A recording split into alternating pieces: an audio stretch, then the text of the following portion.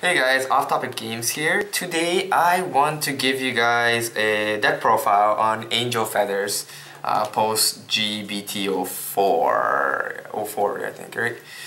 Okay, so my starter, I'm going to start off with the starter. I have Azrael. Probably the best starter for Angel Feathers at this current time. The only thing is that you can only grab face-up cards, so just be careful. You technically need 2 open counterblast when you decide to activate this, unless you're willing to bank on the fact that the card that you put on the damage zone is a card you want to grab. For the strides, I'm gonna go with the strides first. For Raphael's, the healer, very interesting. Just make sure you don't go into it first stride because GB2. We have Uriel. This is a one-of. This allows you to call stuff essentially when you hit. So it's a good option to have when they're retiring all your stuff. God, that glare. Okay, there we go. Raziel, this is a finisher.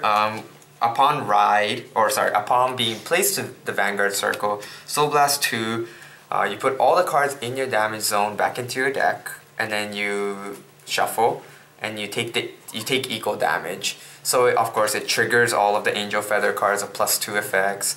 It refreshes all of your counterblast. You know, it's just very, very good when you have a setup board. Of course, you want to use it when you're at 4 or 5 damage. Mikhail is, well, it's a Celestial only card. I do run Celestial Vanguards in this deck, so yeah, that's why I use it. I don't think it's that great, but I'm never gonna get that +5 effect, so yeah. And then Blizza. This is so you can get Gavrail, my main Vanguard's GB2 skill off after the first stride. So naturally, if I ride Gavrail and go into my first stride, I'll go into a Blizza and probably flip over my Mikhail because obviously I'm not a Celestial Vanguard anymore, I don't need it. If I ride the Celestial one, the first one I would probably go into is this one, and then then on I do other stuff. Blizza's probably never used in that case. So that's the strides. The grade 3, we do run 4 Gavrails. I think this is currently the best Vanguard for Angel Feathers. Its GB2 skill allows the front row to get +2 every time you take damage, or every time a card is placed in the damage zone. So you can use it for defense and offense. Great card to use for defense with this card is No CL, the grade 1 No CL. And then also +1s upon stride with 1 counterblast. So it's very good. So put that aside. I run 2 of the rare Celestial Legion.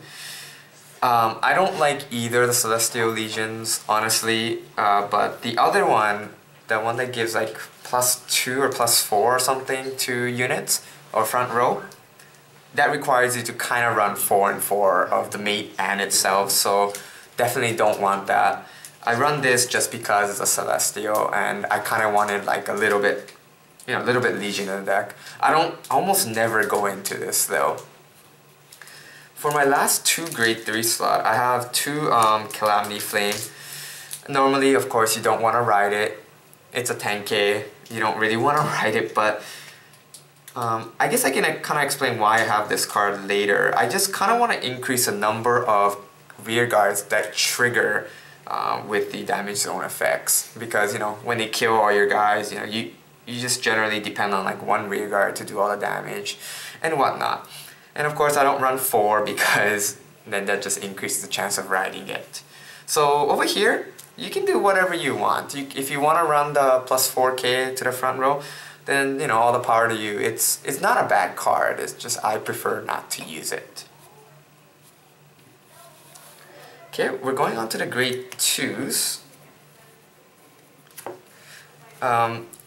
Every current Angel Feather deck should run 4 of the Nurse of Broken Heart. It's a GB1 skill, but every time a card is placed into the damage zone, this card and the Vanguard gets +2k. So if you have a field like this, then every time you use like No CL, for example, both of these gets plus 4k. That's, you know, that's a lot of defense. It's very good. There's a lot of cool things you can do with this card, but most of the plays are very obvious. I run 2 million Ray Pegasus, very old card. It's very similar to the Nurse of Broken Heart, except only he gets the skill. He also activates as a Vanguard, so if your opponent's a rushy grade 2 deck, then it might be a good ride. But we only run 2, so what are the chances of you actually riding it? Not that high, I guess. Then next is 2 Harut. It is a +1 card, but I kind of dislike this card. It is a plus, of course, but a lot of times you end up not having boosters, especially if your opponent targets or boosters retire, you know, targets. So I only run 2 because, again, I play tested with 4, I play tested with 3. It just doesn't do too much for me. But running 4 of this is not really, like, it's not a bad idea or anything. It's a really good card. It's just I prefer not to use it. Not too much anyway. I run 2 Asmodeus. I don't really care for her effect, although it can be useful to get into like the grade 1s. Like I said, I don't get boosters very easily with this deck, so it's kind of like a search within the damage zone. But the main reason why I run it is because I have to run it as a mate for the Legion.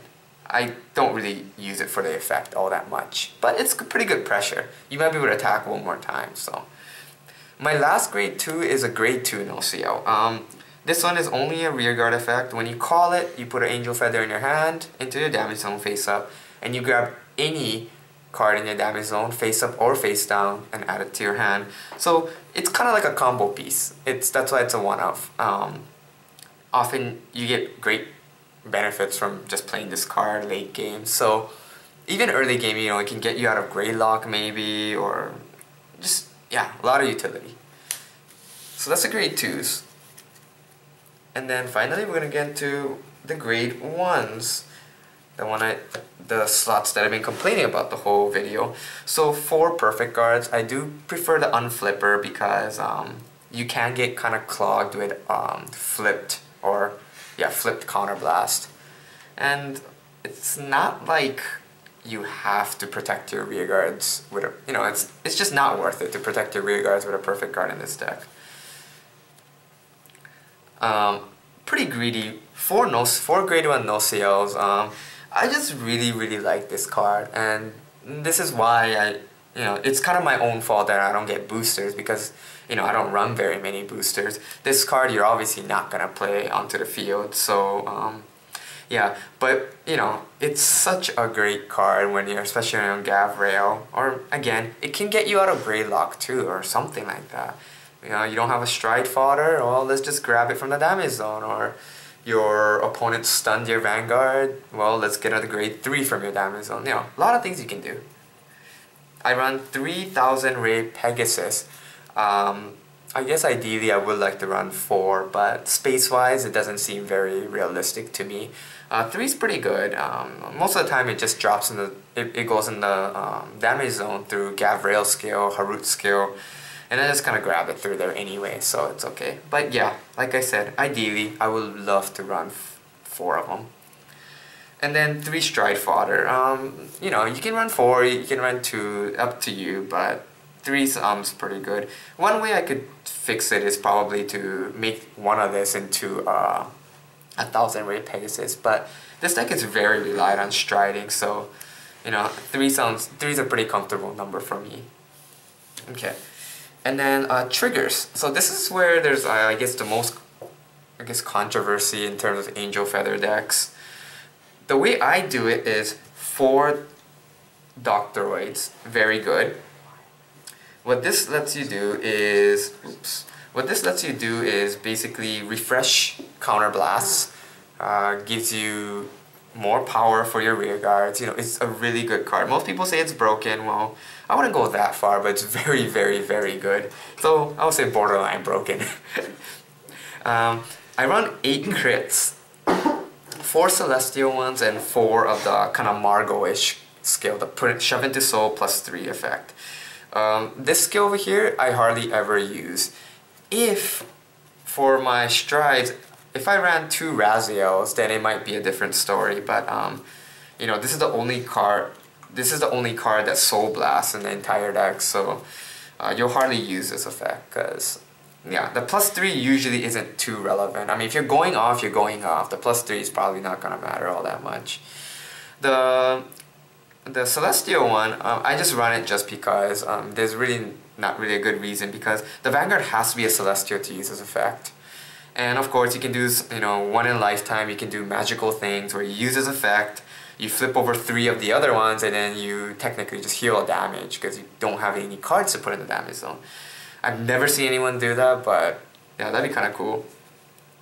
Lastly, I run 4 heal trigger, Sunny Smile Angel. I mean, you can run any heal trigger, but I mean, just the option of being able to put it back in deck, and it's, you know, it's a 6k booster, not a 5k, and it might make a difference. I can't give you specific examples, but you know, it could make a difference. I suppose if you trigger like the grade 2 skill 3 times, then it'll be a 15, put this behind, it'll be a 21, but that's pretty specific. That's a very specific example. So I don't run draws. I really would love to, but I think it's just these cards are just too good to just let go for draw triggers. If you want to run 4 more draw triggers for more, you know, defensive options, then go for it. I don't think it's a bad idea. I originally started with like 8 stands or something, but you know, in a stride format, when the middle lane is just that big, you know, you have to play crits, unfortunately. That's just how the game is going. I would love to see a good stand deck pretty soon. Yeah. But yeah, so no draw triggers. And as for the substitutes, as for the triggers, you know, like I said, go ahead and put draws if you want. Go ahead and put more crits if you want, or more stands to your liking. The stand trigger from set 6 allows you to grab cards from a damage zone, but it is a neg1, so just be careful. Not much else except the grade 1 slot. A lot of people use the new Doctoroid Nurse, I think, which allows it to be called from the damage zone when you take a damage. You can run that. It does solve the not too many boosters problem, but it's just not something that I like to use. That's it.